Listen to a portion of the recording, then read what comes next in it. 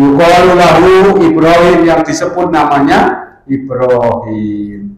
Qalu fa'tu bihi ala ayunin nasi la'allahu yasyadun. Tangkap dia, datangkan dan diperlihatkan kepada manusia, kumpulan manusia, agar mereka melihat bagaimana kita akan bertindak kepada orang yang menghancurkan Tuhan. Dikumpulkanlah orang-orang.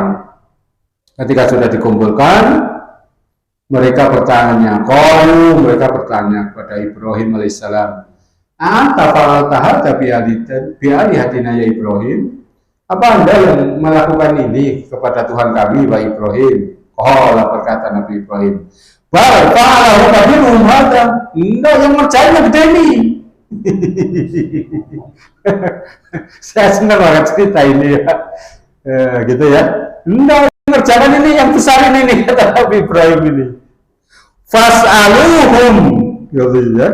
Tanya dia ini yang gede ini. Ingkar yatikum, jika dia bisa bicara, begitu. Dia orang bisa lah, patungan ngomong, begitu. Nggak bisa. Para cawilah fujihim. Sumanu isumala rusim, kemudian mereka tertunduk. Lapat ngalim tamahana yantikun. Karena mereka tahu Tuhan itu nggak bisa patung ya. Patung itu nggak bisa bicara. Mereka tertunduk menurut orang biar argumen, orang biar alasan. Maka Nabi Ibrahim kemudian menegaskan, qala atabuduna min duni, afatabuduna min dunillah, kenapa kalian ibadah kepada selain Allah, ma la yanfa'ukum syai'an wa la yadurukum, yang tidak bisa memberi manfaat dan tidak bisa memberi mudarat. Kok disembah, ngomong benar bisa, itu ya.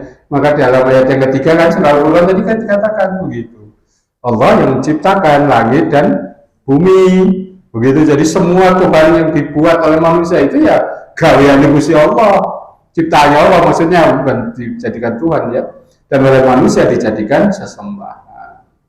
Itu zamannya Nabi Ibrahim. Di zamannya Rasulullah SAW juga ada cerita yang mirip.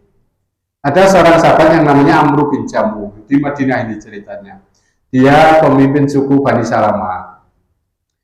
Dia punya berhala di rumahnya, namanya manat, dari kayu.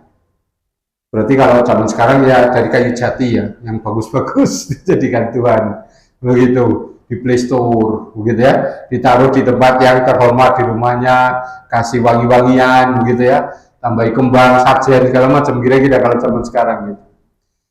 Nah, anaknya beliau, anaknya Amr bin Jamuh, itu sudah Muslim. Nah, suatu malam anaknya itu mengambil manat berhala ini, dibuang di tempat sampah. Paginya Amr bin Jamuh pengen ibadah, pengen dongan ngarep patung itu. Tuhan nggak ada, dicari di tempat sampah, diresiki, dikumbah, diplistur maning, mungkin ya. Terus kemudian diwenehi wangi-wangian, dan mabune hilang, ditaruh lagi di rumahnya. Begini, dicolong maning Pak, dibuang maning ke tempat sampah. Saya senang cerita ini. Nah, karena berkali-kali kayak begitu, akhirnya Amr bin Jamuh itu begini nih, dia kemudian meletakkan pedangnya, senjatanya itu di patungnya itu. Kira-kira kalau bahasa bebasnya begini, Tuhan, nyaman bisa roda terus lah. Misalnya kalau sama nutup menggoni benwengi ya orang bisa ya. Ini kamu kan bolak-balik dibuang tempat sampah. Kamu lindungi dirimu sendiri. Kalau ada orang yang membuang, lawan. Ini pedang nih. Dilawan itu orang yang membuang kamu. Jangan mau saja dibuang sembarangan. Gitu. Ya namanya benda ya. Ya orang bisa lah. Isuke dibuang maning di tempat sampah, dijiret karo bangkai anjing begitu. Wah, masya Allah, ya. Dengan peristiwa itu Amr bin Jamuh sadar Tuhan kok lemah ya, gitu. Sadar dia akhirnya, hanya mengikuti Rasulullah Shallallahu Alaihi Wasallam. Itu zaman dulu. Kemudian di era sekarang itu juga ada Pak. Cuma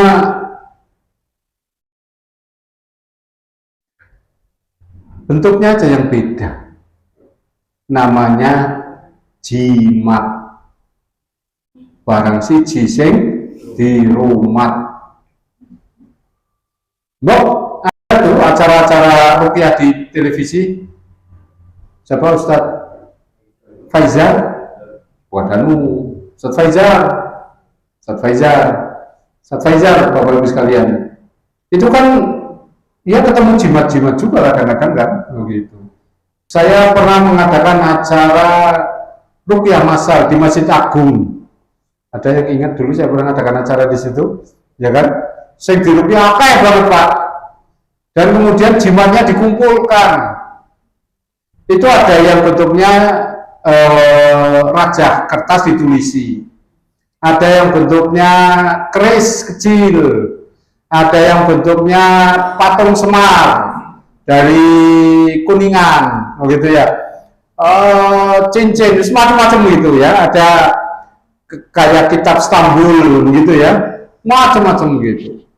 Lah, di ruqyah dengan dibacakan Al-Quran, jimatnya kan kita hancurin, kita bakar. Ya menambah itu langsung mencelat-mencelat. Begitu.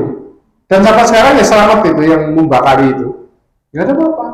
Karena itu memang menjadi penegasan, itu benda. Semua yang dijadikan jimat itu benda. Tidak lain, tidak bukan. Kenapa dianggap hebat? Menyatakan kalian bisa ngadep kerise, ya mungkin karena ada jin di dalamnya. Begitu Bapak Ibu sekalian. Kalau ada benda-benda yang kemudian aneh-anehi, ya bisa jadi karena ada jin yang ada di dalamnya yang membantu. Daripada orang jin yang kita lihat kan bendanya kan, oh kerise ngadep, ya begitu aja. Dan orang kemudian percaya ini keramat ini. Bapak Ibu sekalian, di dalam kisah Nabi Yusuf alaihissalam di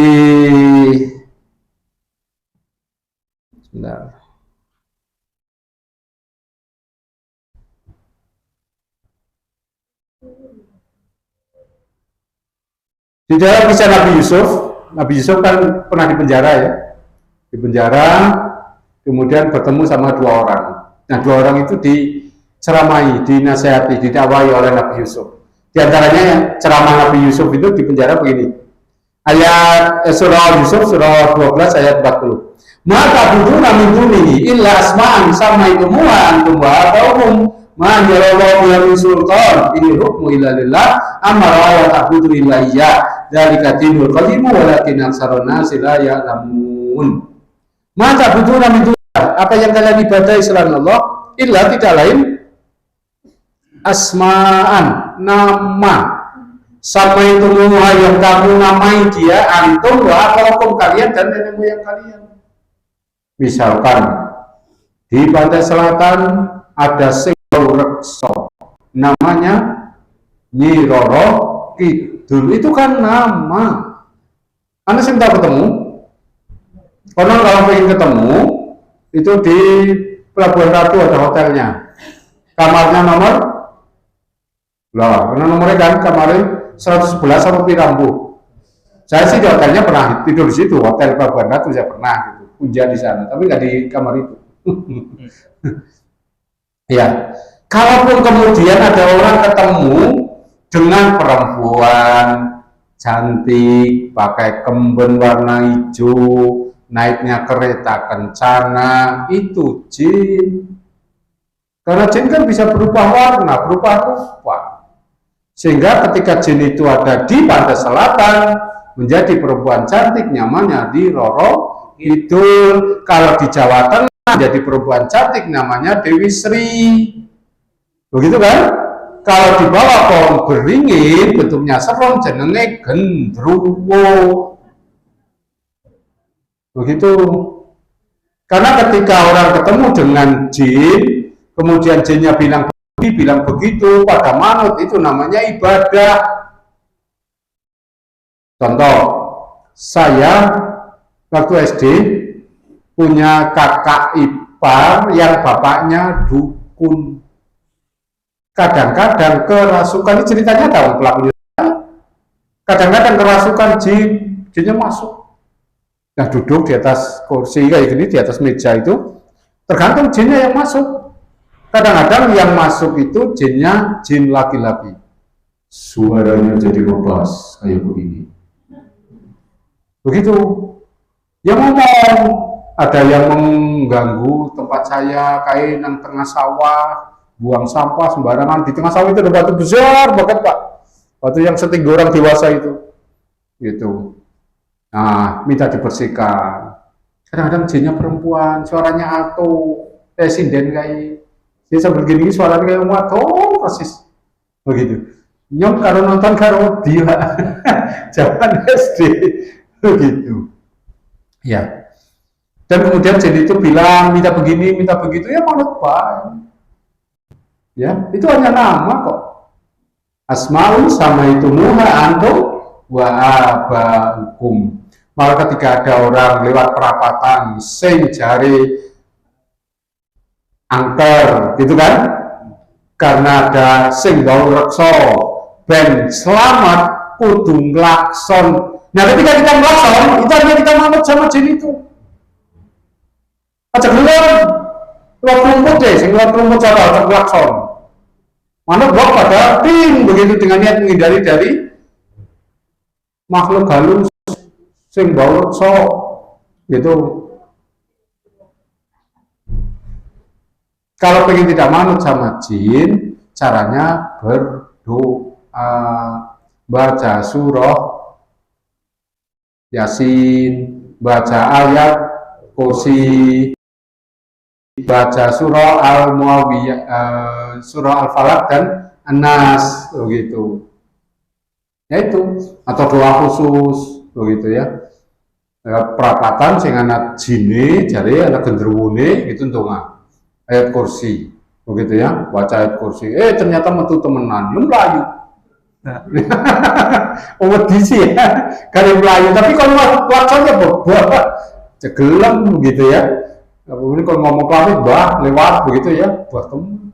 Ini ya, Bapak Ibu sekalian, ya. Jadi kita beribadah kepada selain Allah.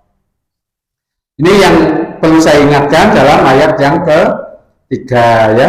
Wattakhadhu min dunihi alihatan la yakhluquna syai'an wa hum yuhlakun wa la yamliku li anfusihim darran wa la naf'an wa la yamlikuna mautan wa la hayatan wa nusuran. Oke, lanjut ya. Waktunya masih. Kita lanjutkan dengan ayat yang ke-7 dan ke-8.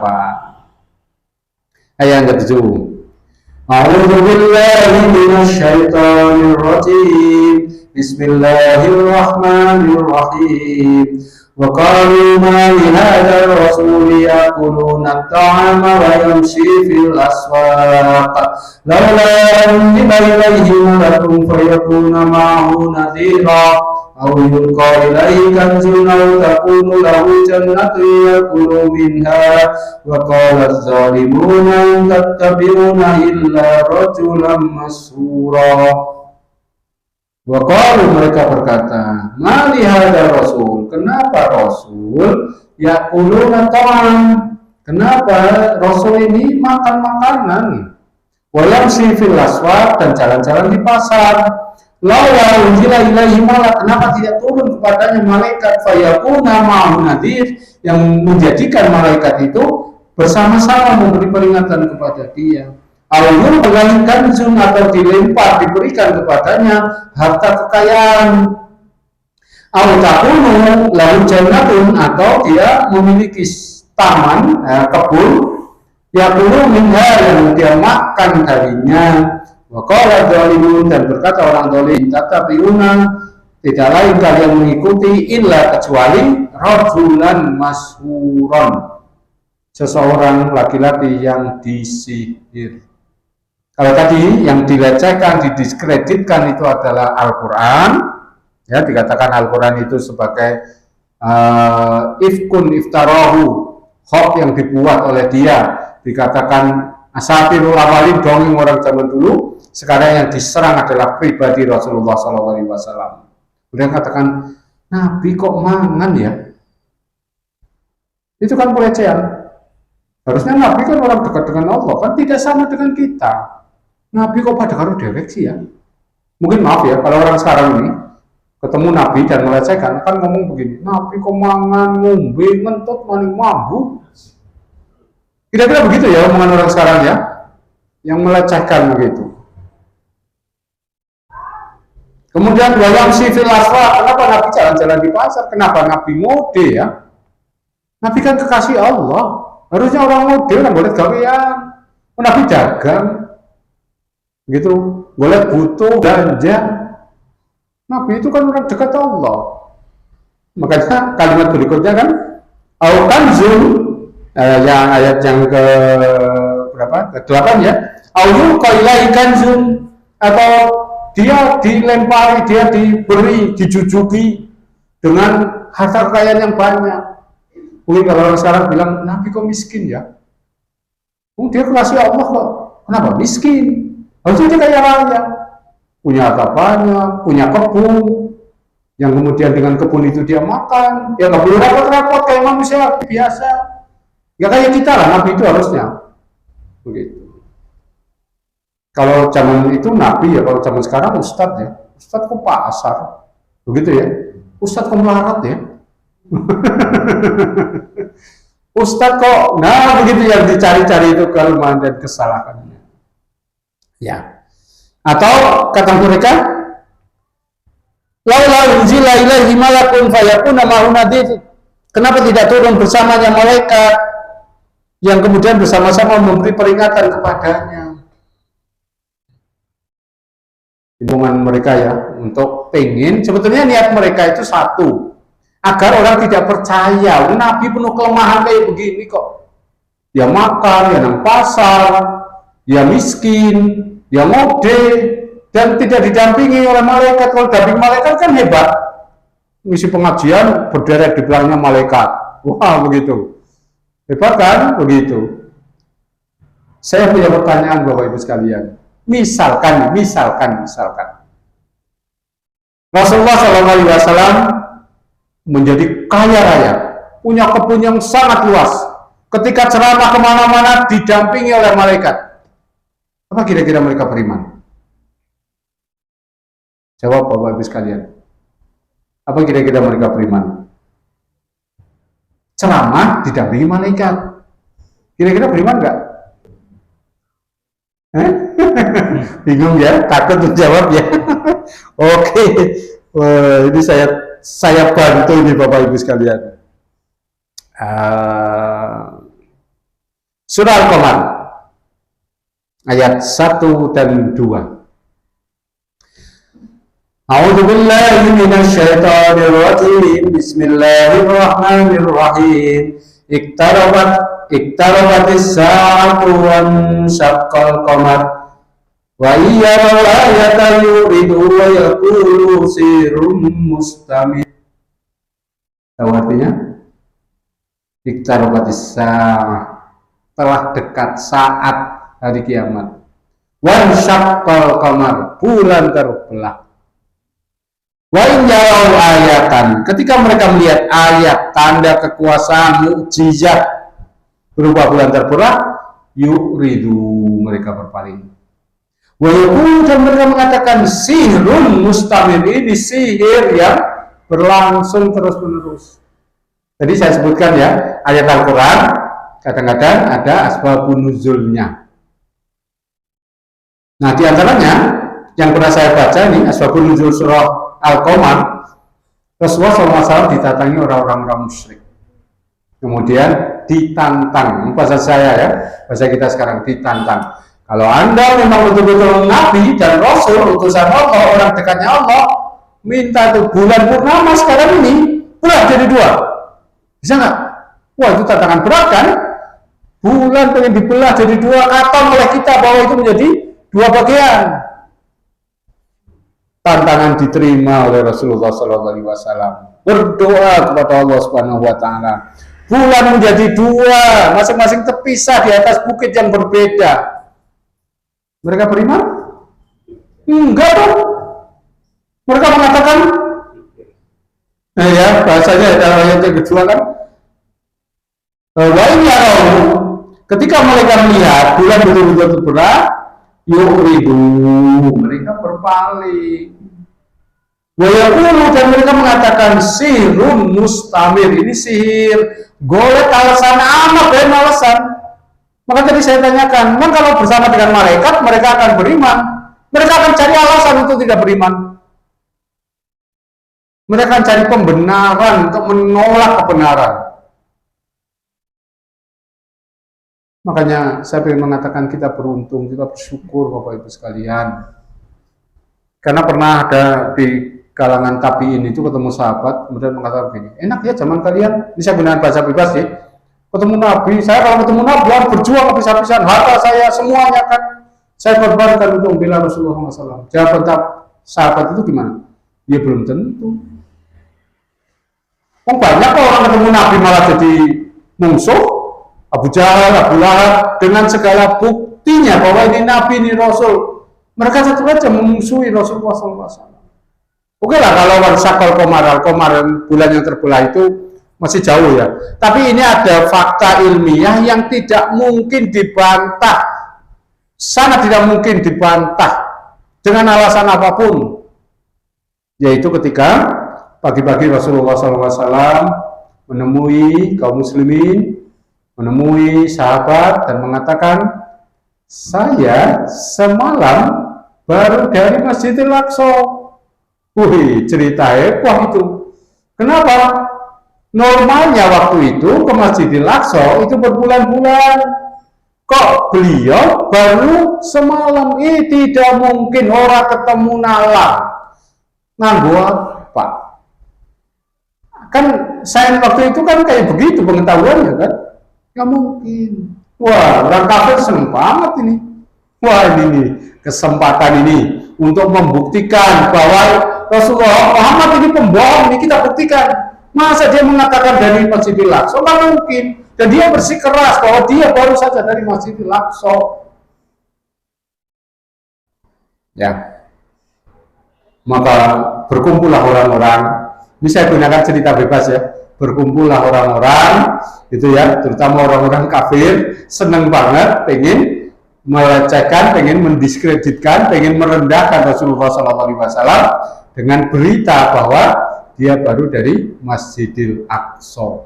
Maka dikumpulkanlah orang-orang, diadakan diskusi panel. Kalau sekarang gitu ya, ya kan sekarang kan ada begitu ya, debat terbuka begitu, diskusi panel. Panelisnya adalah Rasulullah dan satunya panelis pembandingnya adalah orang yang pernah ke Masjidil Aqsa dan hafal betul Masjidil Aqsa. Gitu, ini panelis pembandingnya. Dan kemudian Rasulullah SAW oleh moderator ditanya, ya Muhammad, kalau Anda mengatakan semalam pernah dari Masjidil Aqsa, berapa tiangnya? Sekian, dijawab oleh Rasulullah. Panelis pembanding ditanya, betul nggak jawab Rasulullah? Betul.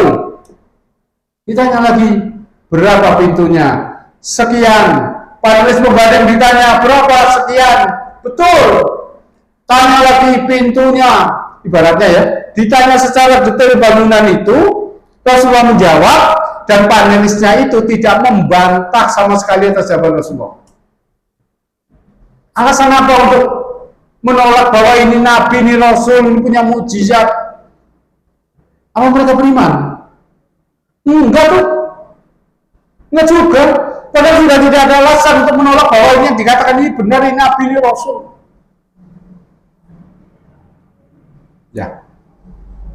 Jadi itulah situasinya Bapak Ibu sekalian yang bisa kita bayangkan begitu. Nah, di era sekarang ini kita belajar dari peristiwa itu ya. Di era modern sekarang ini begitu ya.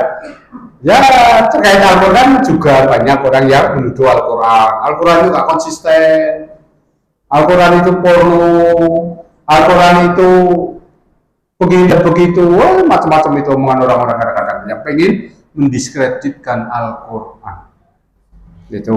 Nah, kalau kepada Rasulullah, ya kayak begitu. Di era sekarang ini Bapak Ibu sekalian, kita juga kadang-kadang mengamati fenomena yang seharusnya membuktikan kepada kita bahwa Allah itu wujud, Allah itu ada, dan harusnya kita percaya. Tapi orang mesti wong itu percaya. Maaf, kali ini sering saya cerita dan akan saya ceritakan ulang. Satu, peristiwa tsunami Aceh. Bahwa ada masjid yang utuh di tengah hamparan reruntuhan. Bapak Ibu sekalian, tsunami, banjir bandang, itu yang berbahaya sebetulnya bukan airnya. Ya memang berbahaya, tapi ada yang lebih berbahaya daripada itu, yaitu yang katut banyu kui, gelondongan kayu gitu kan, reruntuhan bangunan ini yang benda-benda keras, itu kalau nabrak, ya kan hancur, keras sama keras. Kalau air kan lewat aja bisa kan, tapi keras sama keras hancur kan, itu nih lecet kan, rusak kan, itu yang paling banyak menghancurkan itu. Apalagi ada kapal dari tengah laut sampai ke daratan, itu kan nabrakin macam-macam ya, rusak kabeh. Tapi kan ada masjid, dan era itu belum ada AI, belum ada teknologi seperti sekarang. Kalau teknologi sekarang, bayi cilik bisa ngomong, foto bisa ngomong, begitu kan, bisa nyanyi maning, begitu. Bapak Ibu sekalian, kalau pengen kelihatan muda pakai AI, nanti bisa menjadi muda lagi. Begitu. Ada itu fasilitas itu, nyong namanya kayak apa ya, digawe itu bisa Pak, imut-imut banget. Begitu. Zaman dulu nggak ada AI, belum seperti sekarang. Itu foto, itu video, itu berita. Pertanyaannya adalah, apa orang Aceh jadi iman semua? Enggak juga. Jadi kemudian rajin sholat semuanya? Enggak juga. Tuh kasus Aceh. Kasus Kroya, mana juga sempat ceritakan, Kroya itu yang waktu kebakaran, kan ada satu kios frozen food, utuh, esnya itu masih beku, padahal bangunan sekitarnya itu hancur. Nalarnya kena udara panas, es kan mencair, itu enggak, samping-menyampingnya udara panas semua, kok kita masih utuh. Fotonya ono, videonya ono, ceritanya rame. Apa orang pasar Kroya jadi rajin sholat semua? Tuh. Terus lagi nih masih saya habis ngisi pengajian yang begini, saya datangin oleh seorang mengatakan begini, Pak Indro, waktu gempa di Garut Tasik itu, saya itu sampai saya datang di masjid yang utuh dan bangunan sekitarnya itu hancur karena gempa. Ini masjidnya utuh, saya mau lihat dengan mata kepala saya sendiri. Kalau orang ini jadi rajin sholat di masjid, gitu. Ya karena gitu pengajian kan, gitu. Yang lain enggak apa. Makanya mungkin ya saya katakan mungkin saya salah. Tapi seandainya sekarang itu Rasul hadir di antara kita, saya tidak percaya yang tadinya nggak sholat jadi sholat, ya orang percaya. Terbayang oleh alasan. Dan terlalu banyak hal yang kemudian dibuat alasan oleh orang untuk menolak kebenaran. Termasuk di laut Mediterania dengan laut Atlantik, itu kan ada laut yang jejeran tapi terpisah kan.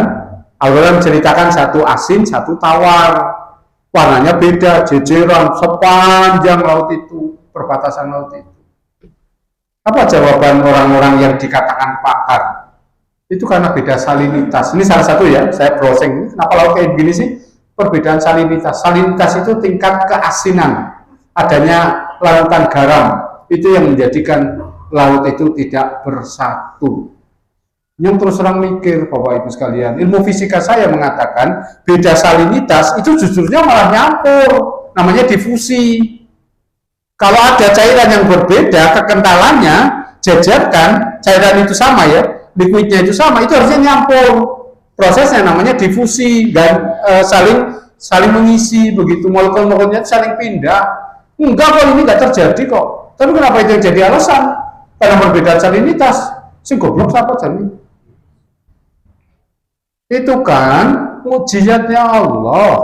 Pengen menegaskan bahwa segala ilmu manusia yang kita kenal, fisika, kimia, biologi, apapun itu semuanya buatan Allah, dan Allah bisa membuat sesuatu yang berbeda untuk membuktikan bahwa Allah itu ada, Allah itu hadir dalam kehidupan kita.